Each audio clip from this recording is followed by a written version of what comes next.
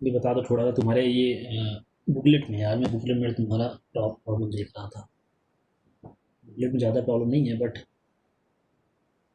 करो थोड़ा सा।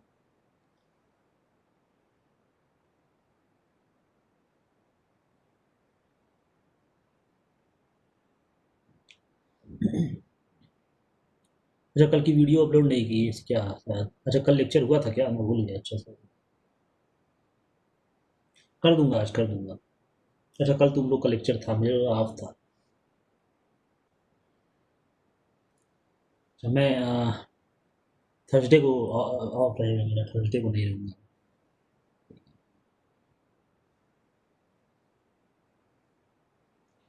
ये करो थोड़ा सा।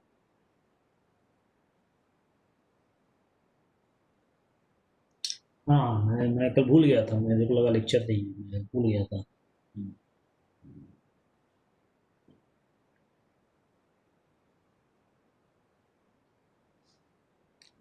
हाँ, थर्सडे को, थर्सडे को।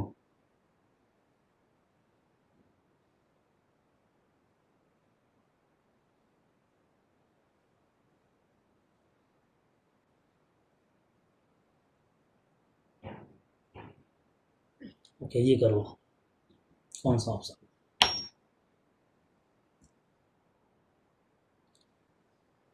ट्राई करो, थोड़ा सिंपल प्रॉब्लम है, देखो। तो तुम बुकलेट से देखोगे तो सब सारी प्रॉब्लम सिंपल थी, सिंपल है। हम लोगों ने तो खैर टिपिकल प्रॉब्लम किए हैं।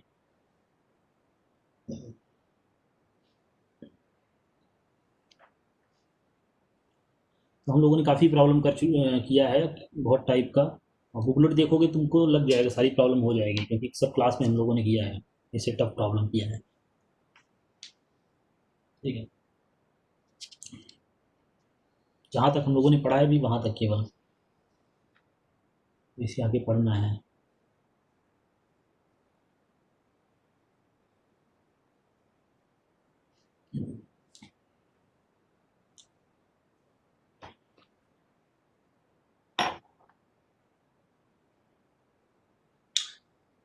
कोई भी बोल रहा है, कोई ए। क्या आएगा?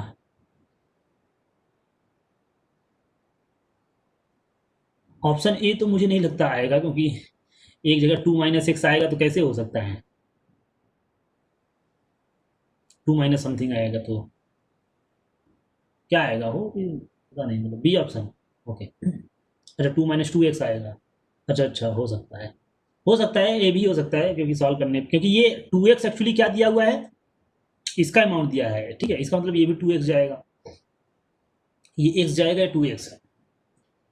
तो प्रॉब्लम बहुत ही सिंपल है, कोई टिपिकल प्रॉब्लम नहीं है। बस मेरे को लगा वेरिएबल वाले में भी एक आध दो देख ले। ठीक है, हमेशा देखो न्यूमेरिकल्स वैल्यू नहीं आती, कभी कभी वेरिएबल में भी आ सकता है। ठीक है।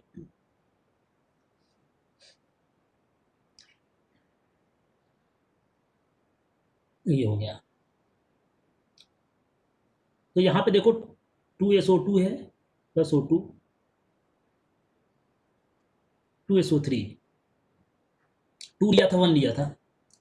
अभी हमको नहीं पता है कितना जा रहा है, ठीक है, लेकिन ये पता रहा है कि ये 2x बन रहा है। 2x बन रहा है तो ऑफकोर्स यहाँ से देख के ही पता चल जाएगा कि इसका x जाएगा और इसका 2x जाएगा। ठीक है, देख के पता चल रहा है, रेशियो देख लो। ठीक है, सीधा सीधा। तो ये तो बहुत आसान हो गया, v से डिवाइड कर दो, वॉल्यूम दिया हुआ है। kc क्या हो जाएगा? This 2x/v square by 2 - 2x, तो कॉमन हो गया, 1 - x बाई v का स्क्वायर इंटू 1 - x बाई, हाँ, क्यूब में आएगा। तो वी स्क्वायर से ये कट गया, और 4 से ये कट गया, 2 से। तो x square v divide by 1 - x³ ये ऑप्शन आ रहा है। सारे लोगों ने गलत बताया, एक दो लोग को छोड़ के। तो प्रमोद का सही है, श्री, ओके गुड। और बाकी एक का और सही था बस, किसका? नीरज का। बाकी सब ने एक तरफ से गलत किया है, बी ऑप्शन। किस एंगल से बी आ रहा है देखो, हवा में देख के बता रहे हो तुम लोग।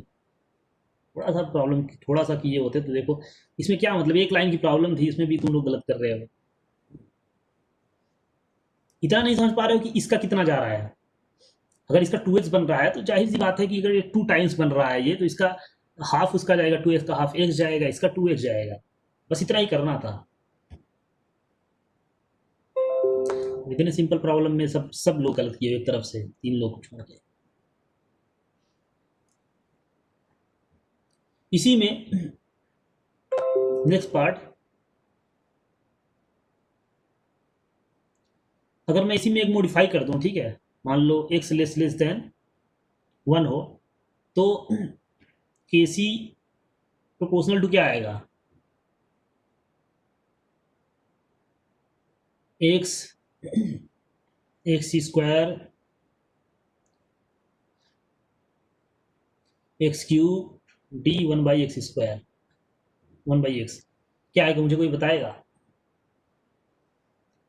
ऐसे ही प्रॉब्लम पूछता है, ठीक है, वो सिंपल चीज़ है ये। क्या ऑप्शन आएगा, कोई बताएगा?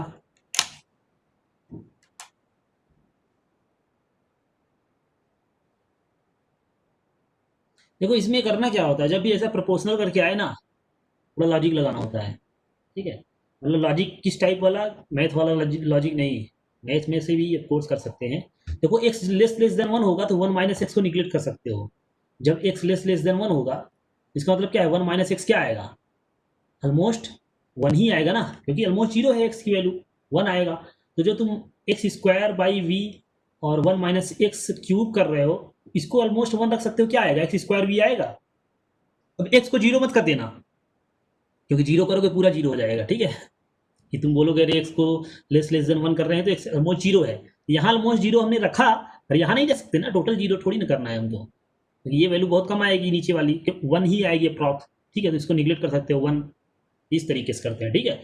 वॉल्यूम तो कांस्टेंट है ही, तो क्या आएगा, प्रोपोर्शनल टू के एक्स², समझ में आया ना। इस टाइप की प्रॉब्लम भी ऐसे भी पूछता है, हमेशा ये मत सोचो कि मैथ लगाना होता है, कहीं भी लॉजिक भी लगाना होता है, ठीक है, इसको एकदम सॉल्व करने मत लग जाना वैसे एग्जैक्टली। ऊपर वाले एक्सप्रेशन देख के हम कर सकते हैं, क्योंकि ये वैल्यू 1 आ जाएगी, नीचे वाली डिनोमिनेटर अप्रॉक्स 1 आएगी, ऊपर तो x² बचेगा, ठीक है। एक और प्रॉब्लम है, क्वेश्चन नंबर है तुम्हारा 40 है ये। PCl5 is dissociated to PCl3 plus Cl2 gas.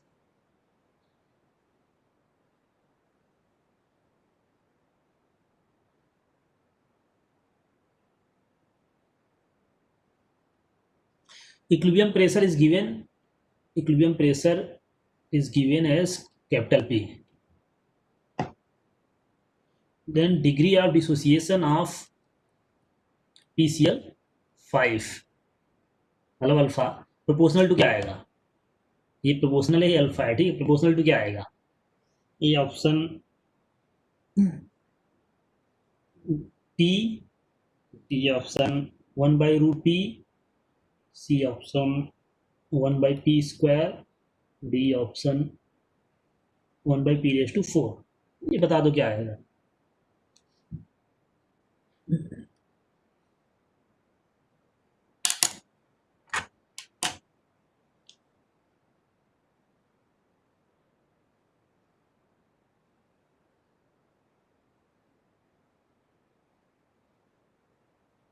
Alpha less than 1 है, ठीक है, अल्फा लेस देन 1 है, बहुत कम है।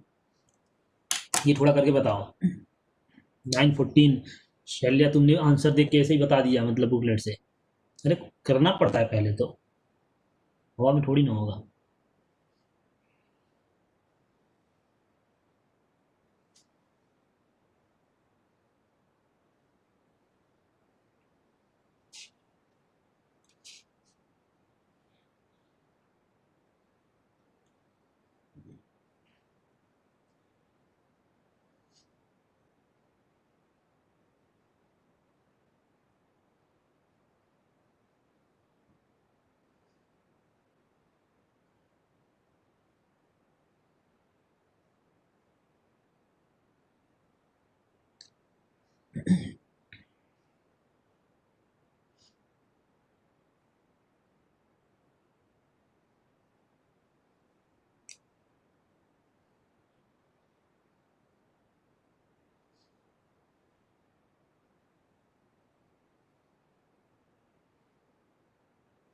देखो यहाँ के की वैल्यू कांस्टेंट आएगी तभी हम निकाल सकते हैं, ठीक है। के की वैल्यू कांस्टेंट है, तो के पी लिखने की कोशिश करो, के पी लिखने की कोशिश करो। सॉल्यूशन कैसे करोगे, के पी लिखने की कोशिश करो, ठीक है। अब इनिशियल क्या मानोगे तुम, इनिशियल क्या क्या मानोगे, कुछ मान लो, 1 भी मान सकते हो, ठीक है।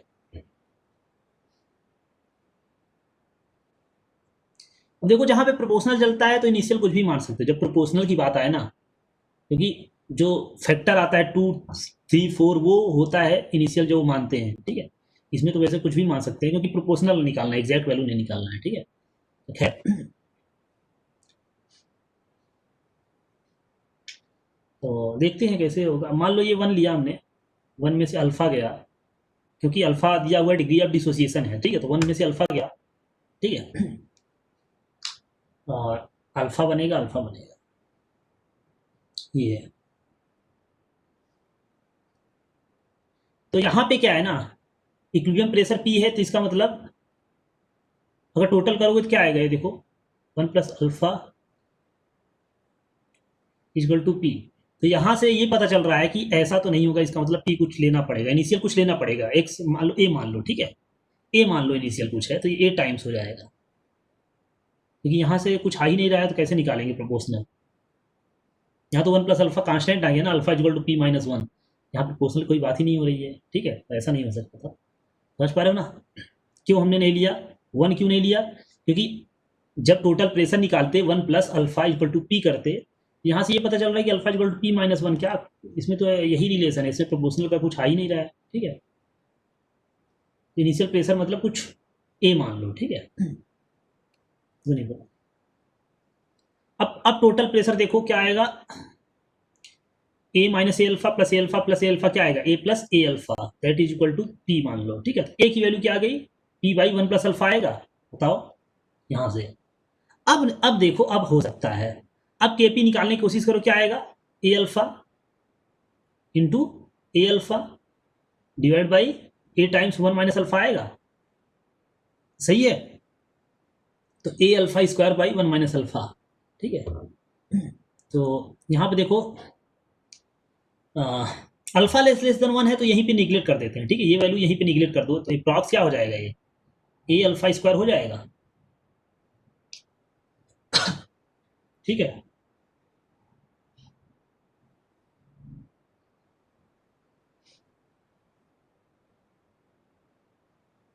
सही है,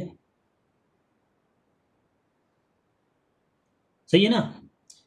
1 माइनस अल्फा तो लोग निगलेक्ट कर सकते हैं, और यहाँ पे फिर ए अल्फा स्क्वायर की वैल्यू रखो, सॉरी ए की वैल्यू रखो, क्योंकि अल्फा के टर्म में ही बताना है ना, अल्फा के टर्म में पी को बताना है। अब ए तो अननोन, ए को हमने निकाल लिया पी के टर्म में, तो P by 1 plus alpha into alpha square, ये सही है क्या, ठीक है। अब देखो 1 प्लस अल्फा भी अप्रॉक्स 1 कर सकते हैं क्या, 1 कर सकते हैं ना, क्योंकि अल्फा लेस देन 1 दिया हुआ है, लेस देन मतलब 1 माइनस अल्फा भी अप्रॉक्स 1 है, और 1 प्लस अल्फा भी अप्रॉक्स 1, क्योंकि 1 के कंपेयर करेंगे, 1 के कंपेरेबल तो निग्लिजिबल है अल्फा, तो कर सकते थे, ये भी निग्लेक्ट कर दो, तो अप्रॉक्स क्या आएगा, पी अल्फा स्क्वायर आएगा, और ये कांस्टेंट वैल्यू आएगी, ए पी की वैल्यू कांस्टेंट है, इसका मतलब क्या है, alpha proportional to 1 by P, alpha proportional to क्या है, 1 बाई रूट पी, आया क्या, बी ऑप्शन आएगा, ठीक है। देखो बी ऑप्शन आ रहा है, ठीक है। समझ रहे हो ना कैसे कर रहे हैं। यहाँ पे ए क्यों लिया, इनिशियल ए क्यों लिया, किसको नहीं समझ में आया, ए यहाँ क्यों लिया इनिशियल, ये 1 हटा दो, ए इस वजह से लिया क्योंकि ए नहीं लोगे तो कुछ कांस्ट रिलेशन कैसे निकालोगे, तुम्हारा केवल अल्फा ही आ रहा है, अल्फा ही आ रहा है, अल्फा और पी में ऐसे डायरेक्ट आ गया, तो इसका मतलब ही क्या इक्विलिब्रियम का, इक्विलिब्रियम का मतलब नहीं रहेगा ना। मान लो अगर हम करते 1 plus alpha equal to P, तो यहाँ से ये alpha equal to P minus 1 आ रहा है, या इक्विलिब्रियम से कोई मतलब ही नहीं है फिर, तो समझ रहे हो ना। तो ये तो फिर गलत है, क्योंकि इक्विलिब्रियम से हमको निकालना है, तो ऐसा तो हो नहीं सकता, तो इनिशियल कुछ लेना था ना, ठीक है। इनिशियल हमने कुछ मान लिया, ए मान लो, कुछ भी मान लो, इस टाइप से, ठीक है। और फिर उस इनिशियल को निकालो पी के टर्म में, इक्विलिब्रियम पे दिया हुआ है, और फिर हमने रख दिया इस टाइप से, ठीक है। तो ऐसे भी प्रॉब्लम बनते हैं। ये के पी की वैल्यू तो कांस्टेंट है जो हमने निकाला, तो P alpha square approx constant है, तो अल्फा 1/√p, ठीक है, इस टाइप से। ये प्रॉब्लम मुझे दिखा था। हाँ, बाकी सब प्रॉब्लम तो वैसे ही है, सिंपल सिंपल है।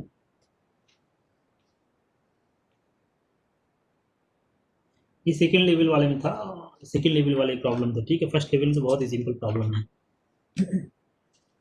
एक फर्स्ट लेवल का मैं दे देता हूँ, उसके बाद देखेंगे आगे।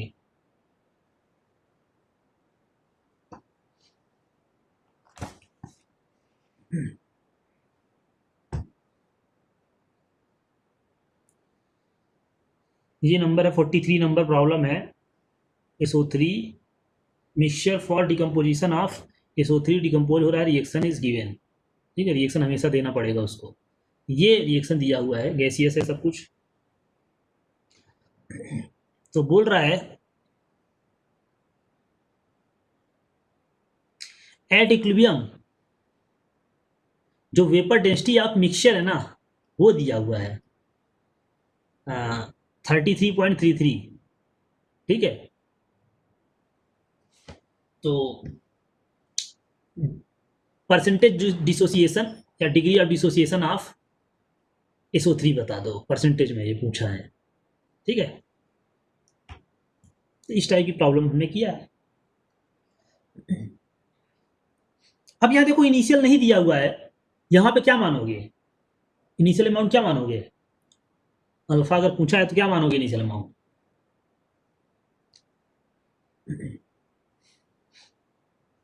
1 मानोगे, ठीक है। यहाँ 1 मान के करो, आ जाएगा, क्योंकि अल्फा पूछा है। और देखो प्रॉब्लम रिकॉर्डिंग होता है, ऊपर वाले में हमने 1 क्यों नहीं माना? 1 मानने पे ऐसा लग रहा था कि यार कुछ यहाँ तो यहीं पे डायरेक्ट आ गया अल्फा, तो फिर रिलेशन का मतलब ही नहीं कुछ, ठीक है। इसी वजह से यहाँ पे करो आएगा 1 मानोगे। देखो हमेशा 2-4 स्टेप आगे सोच लिया करो, ठीक है, प्रॉब्लम करने से पहले। अब ऐसा नहीं कि कुछ भी आए हमेशा एक ही चीज़ लेके स्टार्ट करो, ऐसा नहीं होता, ठीक है। हमेशा 4 स्टेप आगे रखा करो माइंड में कि आगे ये अननोन है, अब वो अननोन निकल पाएगा क्या, ठीक है। ये ऐसे सोच के रखा करो माइंड में। ये मत कि स्टार्ट कर दो, हमेशा स्टार्ट कर दो फिर 4 स्टेप करने के बाद वो, ऐसा तो होना नहीं चाहिए, ठीक है। ऐसे टाइम वेस्ट होता है, तो एग्जाम में ऐसे करोगे तो फिर नहीं कर पाओगे, ठीक है। हमेशा आगे की देखना होता है, जब भी प्रॉब्लम स्टार्ट करो 4 स्टेप आगे सोच के रखो। अगर ये अननोन मानता हूँ मैं, तो ये कैसे कर सकते हैं, ठीक है, ये कैसे आ सकता है, इस टाइप से, ठीक है। बिना सोचे मत स्टार्ट किया करो प्रॉब्लम। यहाँ पे किसी प्रॉब्लम का एक ही मेथड नहीं होता, ठीक है। जेई और नीट में, जेई या फिर जो भी अगर मान लो एडवांस भी देना चाहता है, मेंस देना चाहता है, तो ये एक जैसे प्रॉब्लम नहीं होती कि तुम जैसे पढ़े हो बस उसी जैसा स्टार्ट होता है। तो हमेशा 4 स्टेप हमेशा माइंड में रखा करो, अगला 4 स्टेप।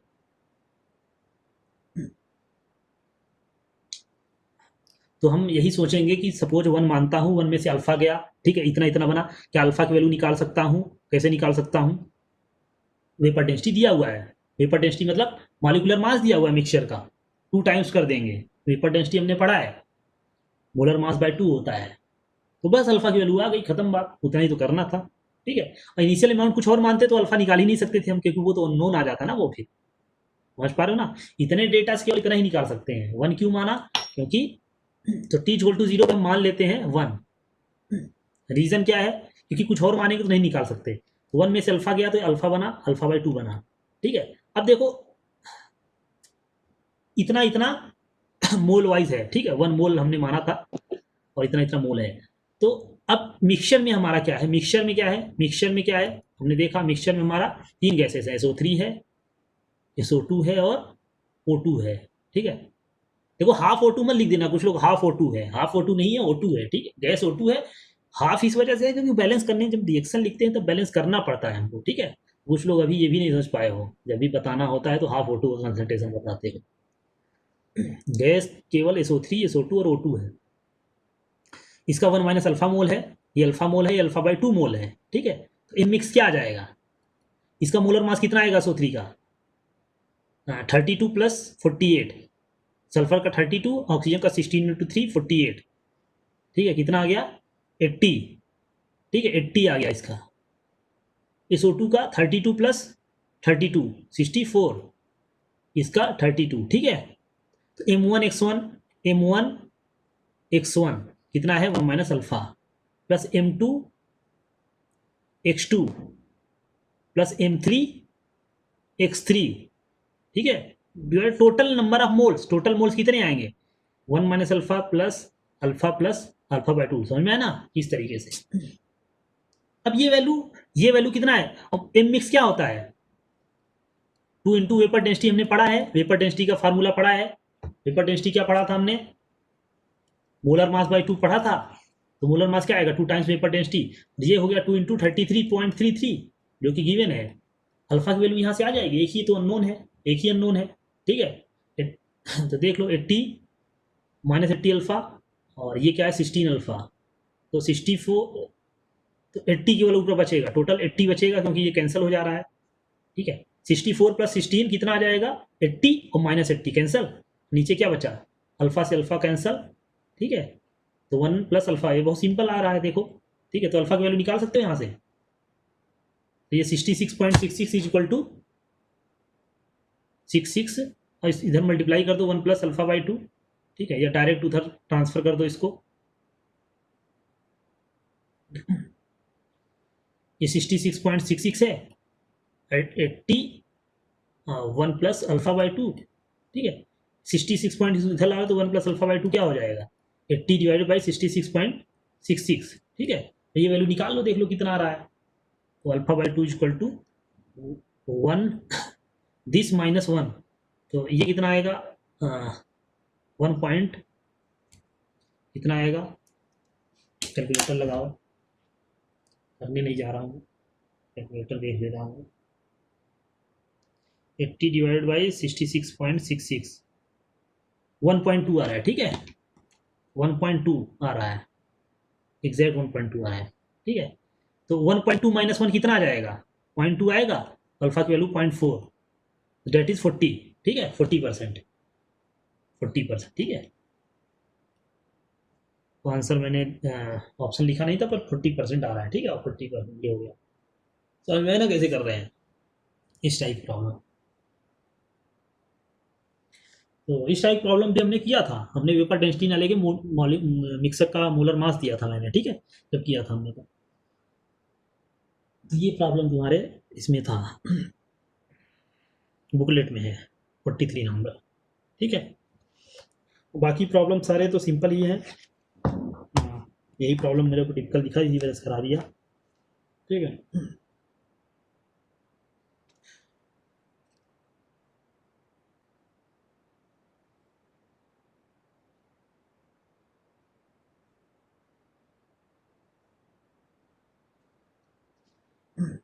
तो ये प्रॉब्लम इस टाइप प्रॉब्लम हमने सारे कर लिया, अब हम आगे बढ़ेंगे, एक कॉन्सेप्ट बताना भूल गया, यहाँ पे है नहीं बट कॉन्सेप्ट बताना भूल गया, स्टार्टिंग का ही कॉन्सेप्ट है, ठीक है,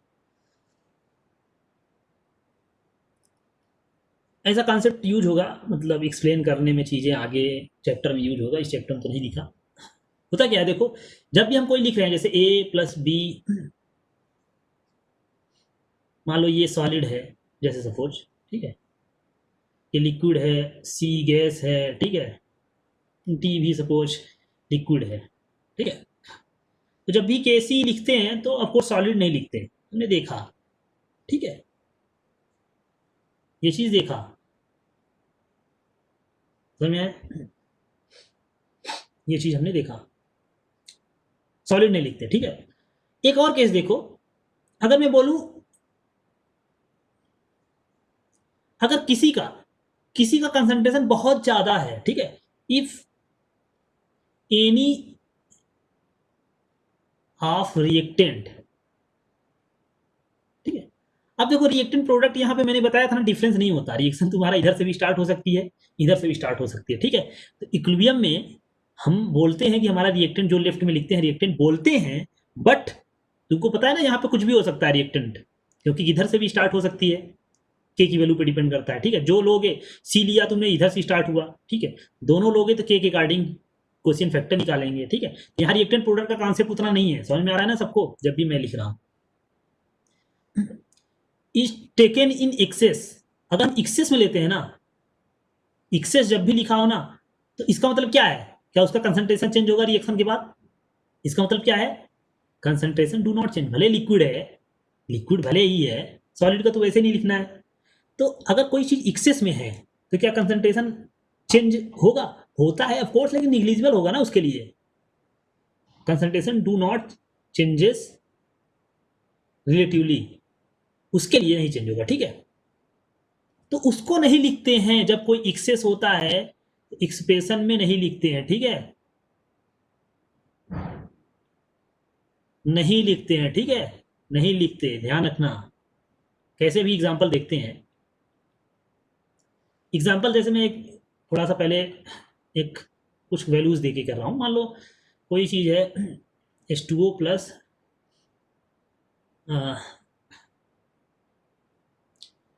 कैल्शियम ऑक्साइड सपोज ले रहा हूँ मैं,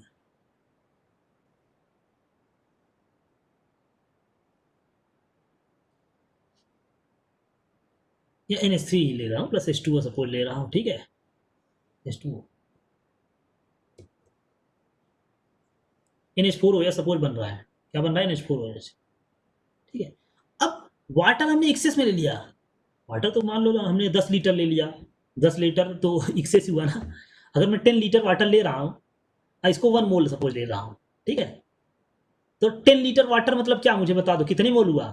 1 लीटर में कितने मोल होता है, लिख के बताओ मुझे। 1 लीटर वाटर में कितने मोल वाटर के होते हैं? 1 लीटर वाटर में कितने मोल होते हैं वाटर के?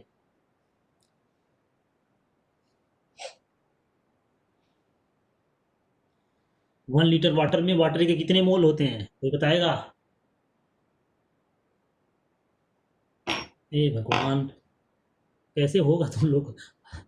पूरा मोल कॉन्सेप्ट कितने दिन चला था ये, तुमको ये दिन देखने के लिए? Okay Pramod, good. तो शैल्या तुम्हारा तो बहुत ज़्यादा खराब है, ठीक है, तुम्हारा बहुत गलत होता है, तुम पढ़ाई करो सीरियसली, और मोल कॉन्सेप्ट वगैरह सही से रिवाइज करो, क्योंकि तुमको तो मैं देख रहा हूँ मैक्सिमम सारे तुम्हारे गलत होते हैं।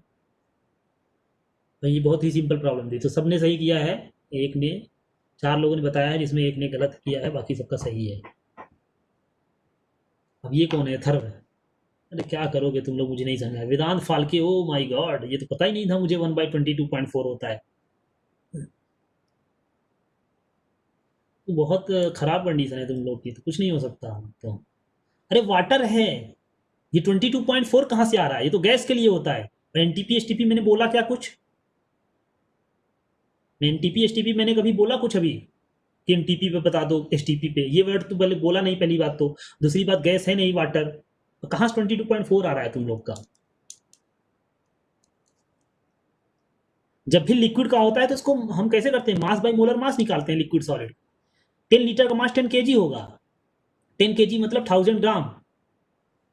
अगर 1 लीटर की बात करें तो 1000 ग्राम, ग्राम बाई, क्योंकि ग्राम में ही लिखना होता है सब कुछ, बाई मोलर मास 18 ग्राम आता है, 55.55 ये वैल्यू आती है, ठीक है। तो मैक्सिमम लोगों ने सही बताया है, कुछ लोग तो मतलब इतना गंदा बताए हैं, क्या बताऊँ मैं।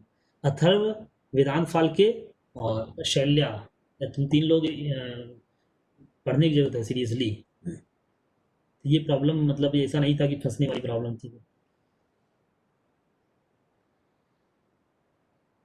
अब ये सब नहीं आएगा तो कैसे पढ़ोगे आगे, मुझे नहीं समझ में, फिर मुझे नहीं लगता ये सब तुम लोग को समझ में आ रहा होगा जो भी चला, ये तो उड़ गया होगा फिर। तो 1 लीटर में 55.55 मोल होते हैं वाटर के। तो अगर मैं 10 लीटर लेता हूँ, 10 लीटर सपोज लिया, तो 10 लीटर मतलब क्या हुआ? 555 पॉइंट समथिंग मोल, ठीक है, मोल। तो अगर रिएक्शन होती है, पहली बात तो कंप्लीट होगी नहीं, पहली बात तो कंप्लीट होती नहीं है, ठीक है। मान लो कंप्लीट होती है, इसका 1 जाएगा तो इसका मैक्सिमम 1 ही जा सकता है ना, 1:1 रेशियो से। तो 554 बचा। कितना चेंज हुआ मुझे बताओ वाटर? चेंज तो हुआ 1, पर कितना परसेंटेज वाइज अगर मैं पूछूंगा कितना चेंज हुआ, तो तुम बोलोगे निग्लिजिबल चेंज हुआ उसका, ठीक है। समझ पा रहे हो? चेंज तो हुआ, पहली बात तो 1 नहीं चेंज होगा, क्यों? मैंने बताया कि कंप्लीट रिएक्शन होनी नहीं है, कंप्लीट नहीं होनी है, ठीक है। तो वैसे भी बहुत कम चेंज होगा। मान लो हो भी जाता है 1, पूरा चला भी जाता है, तो फिर 555 में से कितना जाएगा? एक ही जाएगा ना ये चीज़ तो, ठीक है। तो चेंज क्या है? निग्लिजिबल है इसके लिए, चेंज निग्लिजिबल है, इसको फर्क नहीं पड़ता, ठीक है। इसका कंसंट्रेशन चेंज नहीं होगा, क्योंकि हमको चेंज इन कंसंट्रेशन देखना होता है, याद करो। कंसंट्रेशन देखते हैं ना, एक्टिव मास, मैंने बताया था ना कि वो कंसंट्रेशन जो चेंज हो, या वो चीज जो चेंज हो रहा है, ये चेंज ही नहीं हो रहा है प्रॉक्स, ये तो कांस्टेंट ही है ना। 555 मोल था 554 हो गया, क्या फर्क पड़ता है, ठीक है, वाटर तो फर्क नहीं पड़ रहा है, तो इसको तुम छोड़ दो। क्यों छोड़ दो? रीजन, रीजन क्यों छोड़ दो इसको? क्योंकि NH4OH जब लिखोगे तुम, this by NH3 into H2O। अब देखो ये चीजें चेंज होती है, लेकिन ये तो कांस्टेंट अप्रॉक्स रहना है, अप्रॉक्स कांस्टेंट रहना है, तो ये कांस्टेंट इंटू ये कांस्टेंट, तो ये भी कांस्टेंट है, इसको छोड़ ही दो, बचा क्या केवल ये। एक्सेस वाली चीज भी इग्नोर करते हैं, समझ में आ रहा है ना, कभी एक्सेस लिखा हो तो उसको भी इग्नोर करते हैं, तो ये क्या हो जाएगा, तो एक नया कांस्टेंट लिख देंगे, और क्या, दिस इंटू दिस नया कांस्टेंट हो जाएगा, के इंटू H2O, बताओ नया कांस्टेंट हो जाएगा क्या? क्योंकि ये वैल्यू कांस्टेंट रहना है, H2O कांस्टेंट है, ये कांस्टेंट था ही, तो इसको एक नया कांस्टेंट बोल देंगे, ठीक है, के डेस, ठीक है। एक्सेस को इग्नोर करते हैं, एक्सेस वाले को इग्नोर करते हैं, और एक्सेस जनरली वाटर ही होता है, ठीक है, कभी किसी रिएक्शन में वाटर क्या होता है, हमारा सॉल्वेंट होता है, जो सॉल्वेंट होता है तो एक्सेस में रहता ही है, सॉल्वेंट तो लिमिटेड होता नहीं, सबको पता है, ठीक है। एग्जाम्पल देख लो, जैसे मैं बोलूँ कि HCl हो गया, वाटर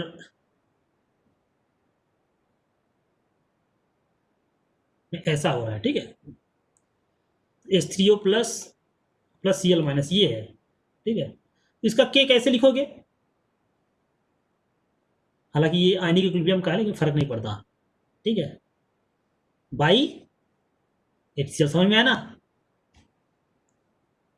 वाटर क्यों नहीं लिखेंगे, समझ में आया, क्योंकि अरे भाई वो सॉल्वेंट है, ठीक है, सॉल्वेंट है, सॉल्वेंट है तो बहुत ज़्यादा है ऑलरेडी, हमको पता है, अब इतना कंसनट्रेटेड सॉल्यूशन तो होगा नहीं, ठीक है, तो वाटर का तो चेंज नहीं होना है अप्रॉक्स, मैंने बताया ना कि वो लिखा रहता है एक्सेस, वाटर सॉल्वेंट है, अगर तुम्हारा सॉल्वेंट अगर लिखा है या एक्सेस लिखा है, ठीक है, सॉल्वेंट है, तो अप्रॉक्स चेंज नहीं होता है, तो वो भी तुम सॉलिड जैसा ही समझो, ठीक है, चेंज नहीं हो रहा है, निग्लिजिबल चेंज है, तो उसको भी इग्नोर मारते हैं, ठीक है, ये कॉन्सेप्ट था, सॉलिड का तो पता ही था, ठीक है, लेकिन कभी कभी जो जो चीज़ एक्सेस में लिख दिया जाए, ये ऐसा स्पेसिफाई कर दे, कभी कर दे ऐसा, कोई कभी किसी बुक में देखोगे, तो अगर ऐसा लिखा रहेगा तो समझ जाओ कि उसको भी नहीं लिखना है इक्विलिब्रियम में, ठीक है, क्योंकि कंसंट्रेशन उसका भी नहीं चेंज हो रहा है अप्रॉक्स, जो चीज़ चेंज होता है उसी को हम लिखते हैं, हमने देखा था सॉलिड नहीं चेंज होता, हम नहीं लिखते सॉलिड का, ठीक है,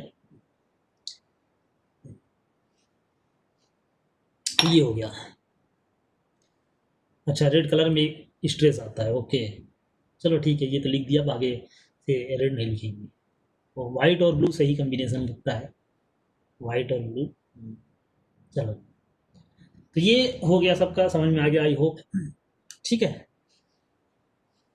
तो ये प्रॉब्लम वाला पार्ट एक तो हमने कर लिया है, एक प्रॉब्लम वाला पार्ट कर लिया है, ठीक है। एक चीज मैंने बताया था, ये आगे पढ़ेंगे, temperature dependent of KC, temperature dependent of KC या केपी, ठीक है, के इक्विलिब्रियम टेम्परेचर पे कैसे डिपेंड किया था, करता है, मैंने बताया था ना कि के इक्विलिब्रियम केवल किस पे डिपेंड करता है, सब चीजों पर डिपेंड नहीं करता, किस पे डिपेंड करता है के इक्विलिब्रियम, प्रेशर वॉल्यूम पे नहीं डिपेंड करता, मैंने बताया था, कंसंट्रेशन पे डिपेंड नहीं करता, ठीक है, इन सबसे नहीं चेंज होता ना, क्योंकि कांस्टेंट होता है, कैटलिस्ट से नहीं डिपेंड करता, ठीक है, तो डिपेंड किस पे करता है, मैंने बताया था expression of reaction, expression of reaction, reaction तुम कैसे लिख रहे हो, 2 टाइम्स लिख रहे हो, 3 टाइम्स, इस पे डिपेंड करता है, और टेम्परेचर पे उस टाइम बताया था, ठीक है, टेम्परेचर कैसे डिपेंड करता है अभी हमको पढ़ना है, उस टाइम में बताया था कि डिपेंड करता है, ठीक है, तो 2 चीज़ें इंपॉर्टेंट है, इस पर डिपेंड करता है, एक्सप्रेशन ऑफ रिएक्शन जो हमने पढ़ लिया कि रिवर्स लिख रहे हैं, ठीक है, रिएक्शन अपोजिट लिखोगे के भी चेंज हो जाएगा, ठीक है, इसी स्टोइकियोमेट्रिक ऑप्शन मल्टीप्लाई करोगे तब भी के चेंज हो जाता है, पर प्रेशर वालों से डिपेंड नहीं करता, कंसंट्रेशन पे डिपेंड नहीं करता, ठीक है, कंसंट्रेशन चेंज कर दोगे कोई फर्क नहीं पड़ेगा, किसी का चेंज करोगे ऑटोमेटिक ये ऐसा एडजस्ट होगा कि के की वैल्यू वही आए, ठीक है, तो इन सब चीज़ों पर डिपेंड नहीं करता, बट एक्सप्रेशन ऑफ रिएक्शन हमने पढ़ा, ठीक है, कैसे रिएक्शन में मल्टीप्लाई कर देने पे नंबर पावर में चला जाता है, रिएक्शन रिवर्स कर दोगे तो इक्विलिब्रियम कांस्टेंट भी रिवर्स हो जाता है, ठीक है, इस टाइप से। अभी टेम्परेचर देखना है, बहुत ही इंपॉर्टेंट है, ठीक है, इसके लिए थोड़ा कॉन्सेप्ट बताना है, थर्मोडायनेमिक्स आ जाता है, इस वजह से वहाँ पे नहीं होता है। देखो पहली बात तो थोड़ा सा थर्मोडायनेमिक्स जान लो क्या है, देखो थोड़ा सा थर्मोडायनेमिक्स जान लो हीट के बारे में, ठीक है। थर्मोडायनेमिक्स यहाँ पढ़ना नहीं है कुछ, बस थोड़ा सा हीट के बारे में बताना है तुमको। देखो इंथैल्पी ऑफ रिएक्शन क्या होता है। इंथैल्पी ऑफ रिएक्शन, हालांकि ये लोग हम लोगों ने थोड़ा थोड़ा पढ़ा है लास्ट वाले चैप्टर में, उसमें पढ़ा था। हाँ, जब हम लोग पीओडी प्रॉपर्टीज पढ़ रहे थे तो बताया था मैंने ऐसा ऐसा इंथैल्पी ऑफ रिएक्शन। इंथैल्पी का मतलब क्या होता है, हम देखो एनर्जी और इंथैल्पी में डिफरेंस होता है, ठीक है। वैसे तो इंथैल्पी होता है एट कांस्टेंट प्रेशर, अगर एनर्जी जो मेजर करते हो, ठीक है, एनर्जी मेजर्ड। तो अभी ये इग्नोर करो, ठीक है, जो मैं लिख रहा हूँ, मेजर्ड एट कांस्टेंट प्रेशर, ठीक है। कांस्टेंट प्रेशर पे जो एनर्जी मेजर करते हैं उसको इंथैल्पी बोलते हैं, पहली बात तो ये समझो, ठीक है। ये चीज होता है, इंथैल्पी की डिफिनीशन होती है, और अभी ध्यान मत दो, ठीक है। ये चीज हम लोग थर्मोडायनेमिक्स में डिटेल में करेंगे, ठीक है। देखो रिएक्शन, टाइप ऑफ रिएक्शन अगर मैं एनर्जी के बेसिस पे बोलूं, टाइप्स ऑफ रिएक्शन एनर्जी के बेसिस पे बोलूं, तो एंडोथर्मिक, अभी जो जानना है, क्या जानना है, एंडोथर्मिक रिएक्शन, ठीक है, और एक्सो थर्मिक रिएक्शन, ठीक है, इस टाइप से। एक और होता है जिसमें डेल्टा एच जीरो हो जाए, ठीक है, थर्मो न्यूट्रल भी बोल सकते हैं उसको। एंडोथर्मिक मतलब, एंडोथर्मिक मतलब देना पड़ रहा है, समझो, हमको हीट देना पड़ रहा है, ठीक है। तो हीट प्रोवाइड करना पड़ रहा है, ठीक है, रिक्वायर हीट, रिक्वायर्स हीट, नाम से पता चल रहा है एंडोथर्मिक रिक्वायर्स। एक्सो मतलब रिलीज हो रहा है, बाहर निकल रहा है, एक्सो मतलब बाहर निकल रहा है, ठीक है, एंडो मतलब ज्यादा अंदर जा रहा है, तो एक्सोथर्मिक मतलब क्या हो गया, रिलीजेस हीट, ठीक है। ऐसी रिएक्शन जिसमें हीट रिलीज होती है तो एक्सोथर्मिक, जिसमें एनर्जी रिक्वायर होती है, देना पड़ता है, उसको क्या बोलेंगे, एंडोथर्मिक। यहाँ पे डेल्टा एच जो आता है वो क्या आएगा, पॉजिटिव आएगा, ठीक है। ये चीज हमने वहां पे पढ़ा था, ठीक है, यही चीज जानना है। डेल्टा एच पॉजिटिव होता है, यहाँ पे इंथैल्पी चेंज कितना होता है, निगेटिव, ऐसा लिखा जाता है, ठीक है। Delta H less than zero, फिर डेल्टा एच निगेटिव, ठीक है, ऐसा। समझ में आया सबको, ये पहले जानो। जब भी मैं डेल्टा एच पॉजिटिव बोलूँ इसका मतलब समझ जाओ क्या है, वो एंडोथर्मिक है। पॉजिटिव का मतलब हमको देना पड़ रहा है रिएक्शन करवाने के लिए, ठीक है, तो रिएक्शन करवाने के लिए हीट चाहिए, एंडोथर्मिक, ठीक है। ये हो गया।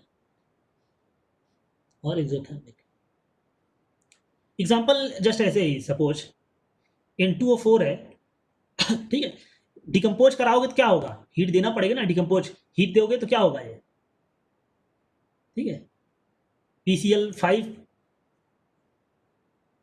समझ पा रहे हो ना, हीट करोगे तो आगे जाएगी रिएक्शन, बताओ, आगे जाएगी। वही चीज़ है एंडोथर्मिक, क्योंकि जैसे N2O4 था, हीट किया तुमने, डिकम्पोज हो गया, ठीक है, हीट किया तो एंडोथर्मिक है, हीट चाहिए, तो किसी चीज़ को हीट दे रहे हो तो डिकम्पोज हो रहा है ठीक है। अभी रिएक्शन पे उतना ध्यान मत दो, बस साइंस समझो, अभी आगे हम डिटेल में सब कुछ पढ़ेंगे। यहाँ पे पॉजिटिव रिएक्शन, ठीक है, इस टाइप से एंडोथर्मिक, एक्सोथर्मिक, ये सब थर्मोडायनेमिक्स का है, बट यहाँ पे थोड़ा सा जानना है बस ये चीज़। तो delta H positive, delta H negative हमको पता है ऐसा होता है, तो एंडोथर्मिक अगर हीट चाहिए उसको तो एंडोथर्मिक बोलेंगे, ठीक है, एक्सोथर्मिक ये बोलेंगे। कोई भी कंबस्टन रिएक्शन है हमको पता है एक्सोथर्मिक रिएक्शन होती है, कंबस्टन रिएक्शन हो गया, ठीक है, या फिर न्यूट्रलाइजेशन रिएक्शंस, न्यूट्रलाइजेशन रिएक्शंस क्या होते हैं, एक्सोथर्मिक होते हैं। एसिड बेस रिएक्शन करते हैं, एक्सोथर्मिक होती है, ठीक है। उसको उतना नहीं जानना है हमको, बस अभी थोड़ा सा जानना है बस। हमको देखना है बेसिकली ये टेम्परेचर डिपेंडेंस ऑफ, के इक्विलिब्रियम कैसे डिपेंड कर रहा है टेम्परेचर पे, ठीक है। तो Arrhenius equation, Arrhenius equation, Arrhenius equation से बताते हैं। आर्हेनियस साइंटिस्ट थे जिन्होंने बताया था, इक्वेशन दिया था, ठीक है, कैसे एक फार्मूला दिया था, ठीक है। तो इक्विलिब्रियम कांस्टेंट होता है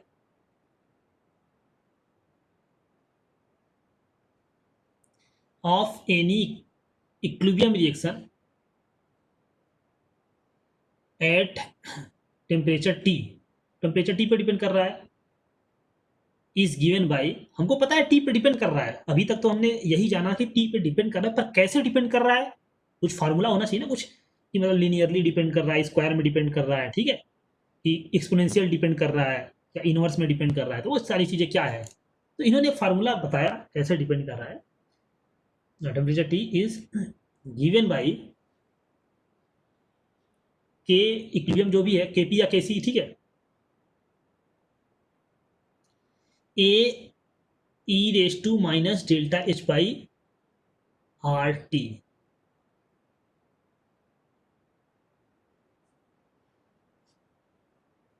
अब ये है क्या, डेल्टा एच रिएक्शन है ऑफकोर्स।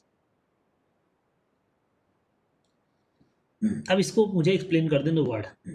ए जो है एक कांस्टेंट है, ये क्या है, आर्हेनियस कांस्टेंट बोलते हैं, ठीक है, आर्हेनियस कांस्टेंट क्या है, आर्हेनियस कांस्टेंट मतलब ये कांस्टेंट है, इसमें ज़्यादा हमको दिमाग लगाने की जरूरत नहीं है, ठीक है। प्री एक्सपोनेंशियल कांस्टेंट भी बोलते हैं, प्री एक्सपोनेंशियल, क्योंकि एक्सपोनेंशियल ये है इसके पहले कांस्टेंट। देखो कि कुछ फैक्टर तो मल्टीप्लाई होगा ना, मैंने बोला केपी लोगे तो उसी हिसाब से इसका यूनिट आएगा, केसी लोगे तो उसी हिसाब से इसका यूनिट आएगा, कांस्टेंट रहेगा, ठीक है। हमको यहाँ पे कैसे चेंज हो रहा है वो देखना है, ठीक है। प्री एक्सपोनेंशियल फैक्टर भी बोलते हैं, ठीक है। कांस्टेंट है तो इस पर ध्यान नहीं देना है, कांस्टेंट है बस ये जानो, इसका यूनिट वही होगा जो के इक्विलिब्रियम का यूनिट होगा, सीधी सी बात, क्योंकि एक्सपोनेंशियल का कोई यूनिट नहीं होता। ई बताने की जरूरत है क्या, ई क्या है, ई क्या है मुझे कोई बताओ, मैथ तो तुम लोग पढ़ लिए हो, ई क्या है, ये नहीं आएगा तो फिर बेकार है। ई को क्या बोलते हैं, कोई बोलेगा,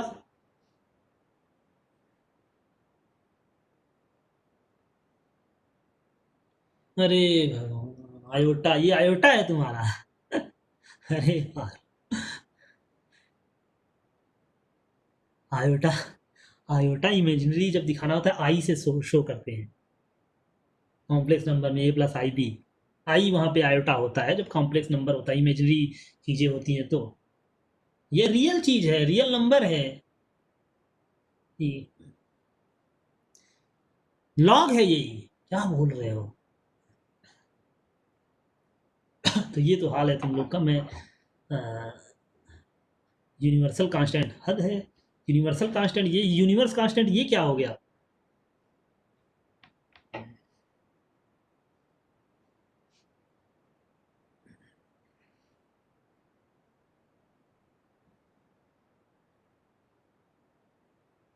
क्या है ई, आइलर नंबर है, लॉग में लिया जाता है, क्या चीज है, कुछ नाम है इसका,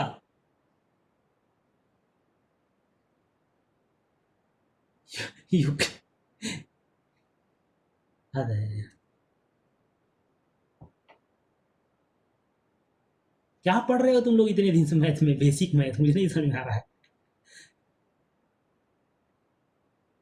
बिना इसके तो फिर हो ही नहीं सकता, ना तो फिजिक्स हो सकता है ना केमिस्ट्री हो सकता है। फिजिक्स में कितनी बार आया होगा तुम लोग के, एक लोगों ने भी अभी बता नहीं पाया ना उस नंबर को बोलते क्या है, नाम क्या है, बिना ई के तो फिजिक्स चलता ही नहीं, क्योंकि हर बात बात पे ई आ जाता है वहां पे। और ये यहाँ पे पहले भी आ चुका है आई थिंक केमिस्ट्री में।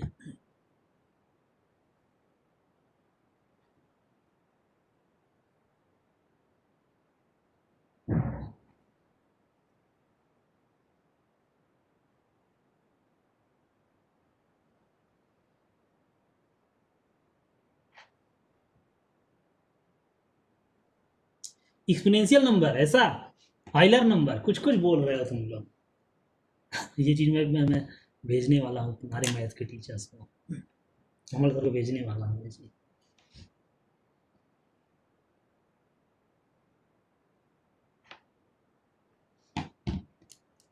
ट्रांसीडेंटल, ऐसे बड़े बड़े नाम लेने जैसे तुम सही बता दो क्या ट्रांसीडेंटल का मतलब समझते हो, नेचुरल एक्सपोनेंट बोलते हैं, अब है तुम लोग।